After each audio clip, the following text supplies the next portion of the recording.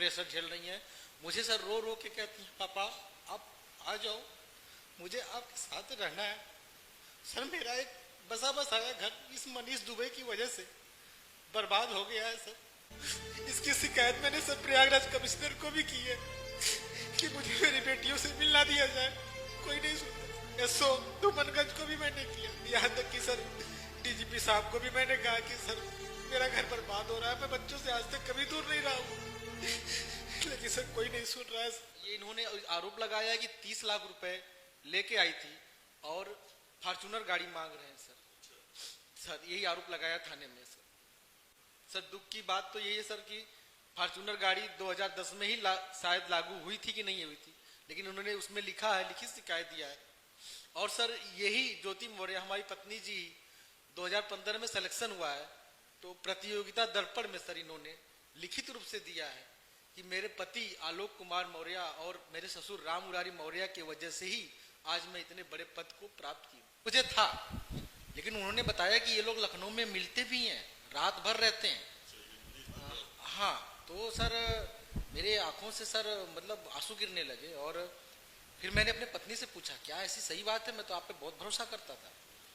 तो उन्होंने कहा नहीं नहीं आपको शक है, कोई प्रूफ हो तो ला के दीजिए। सर मेरा शक बढ़ता गया। ये 21 दिसंबर को घर से निकली लखनऊ के लिए कि मीटिंग है, फिर भी सर मैं भी इनको बिना बताए इनके पीछे पीछे लखनऊ आया और मैंने सर अपने आंखों से देखा ये लोग विभूति खंड स्थित मैरियार्ड होटल में रात भर रुकते हैं और जिसकी बुकिंग मनीष करता है। ये सर बुकिंग मनीष के आईडी से, और लोग रहते हैं वहाँ रात भर, सुबह निकलते हैं, 5,000 का बिल जमा करते हैं। सुबह मैंने वहाँ सामने खड़ा हो गया मैं ज्योति के, हमने कहा आप ये क्या कर रही हैं, ये आदमी, मैं अनजान बोला कि ये कौन है, तो उन्होंने कहा ये मनीष है जिससे मैं बहुत प्यार करती हूँ।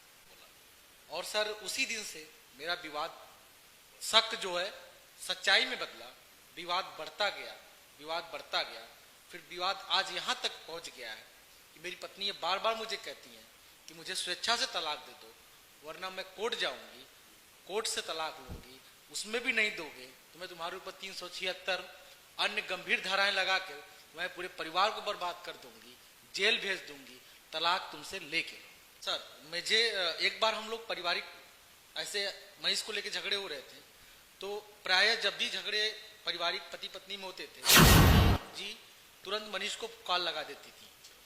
तो एक बार मैंने देखा उनकी कॉल चल रही थी, तो हमने कहा कि स्क्रीन पे लिखा था मनीष दुबे, तो मैंने कहा मनीष को आप कॉल क्यों लगाई हैं, ये अच्छी बात नहीं है, पति पत्नी की बातें हैं, सुलझा लिया जाएगा, परिवार को बुलाया जाए। मैंने कहा अपने मम्मी पापा को बुलाइए, मेरे मम्मी पापा आ जाए, सब लोग बैठ के बातें कर लें, जो गलतफहमियां दूर कर लिया जाए।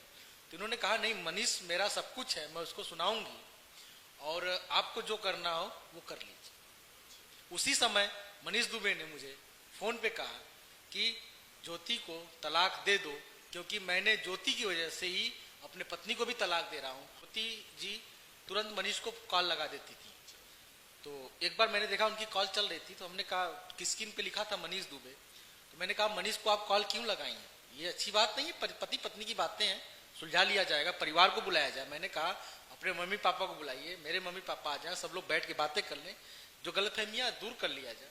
तो उन्होंने कहा नहीं मनीष मेरा सब कुछ है, मैं उसको सुनाऊंगी और आपको जो करना हो वो कर लीजिए। उसी समय मनीष दुबे ने मुझे फोन पे कहा कि ज्योति को तलाक दे दो, क्योंकि मैंने ज्योति की वजह से ही अपने पत्नी को भी तलाक दे रहा हूँ और हम दोनों लोग शादी करेंगे। हाँ उनका कोर्ट में चल रहा, दिया नहीं है अभी, मामला पारिवारिक कोर्ट लखनऊ में चल रहा है। उनकी पत्नी ने जैसा बताया डीजी से मिली वो, लेकिन वो एक महिला होते हुए उन्होंने कहा कि मैं कहाँ भाग पाऊंगी भैया, इसलिए वो थोड़ा से कमजोर पड़ गए।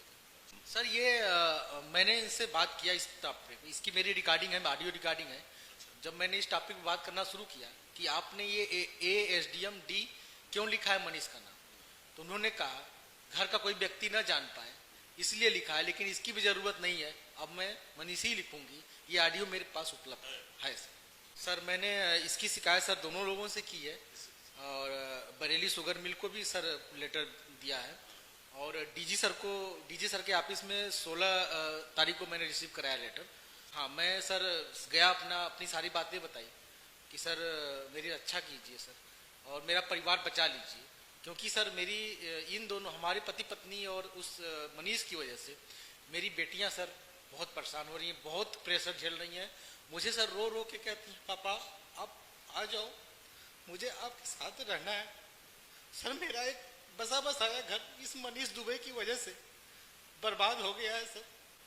मैं सर इतने सर प्रेशर में जी रहा हूँ, मन तो सर कहता हम कहीं ट्रेन से कट के मैं मर जाऊँ सर, क्योंकि सर मैं बच्चियों से कभी दूर आज तक नहीं रहा हूँ सर, कि मैं शिकायत कर करके थक चुका हूँ। इसकी शिकायत मैंने सर प्रयागराज कमिश्नर को भी की है कि मुझे मेरी बेटियों से मिलना दिया जाए, कोई नहीं सुनता। एसओ धूमनगंज को भी मैंने किया, यहाँ तक कि सर डीजीपी साहब को भी मैंने कहा कि सर मेरा घर बर्बाद हो रहा है, मैं बच्चों से आज तक कभी दूर नहीं रहा हूँ, लेकिन सर कोई नहीं सुन रहा है। कोई कार्रवाई नहीं हुई, अभी तक कोई कार्रवाई नहीं हुई, बल्कि पत्नी मुझे फोन करके कहती है और मैसेज व्हाट्सएप में लिखी है कि अगर घर आए तो मैं पुलिस को बुला लूंगी, क्योंकि मैं बहुत बड़े पद पे हूँ, तुम कुछ नहीं कर पाओगे और जेल चले जाओ।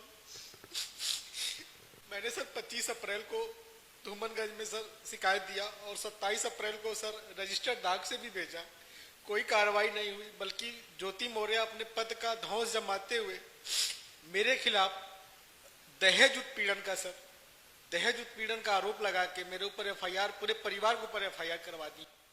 और सर यही ज्योति मौर्य हमारी पत्नी जी 2015 में सिलेक्शन हुआ है, तो प्रतियोगिता दर्पण में सर इन्होंने लिखित रूप से दिया है कि मेरे पति आलोक कुमार मौर्य और मेरे ससुर राम मुरारी मौर्य की वजह से ही आज मैं इतने बड़े पद को प्राप्त की, और आज वही पति, वही ससुर, वही बड़े भाई भसुर दहेज उत्पीड़न में केस झेल रहे हैं।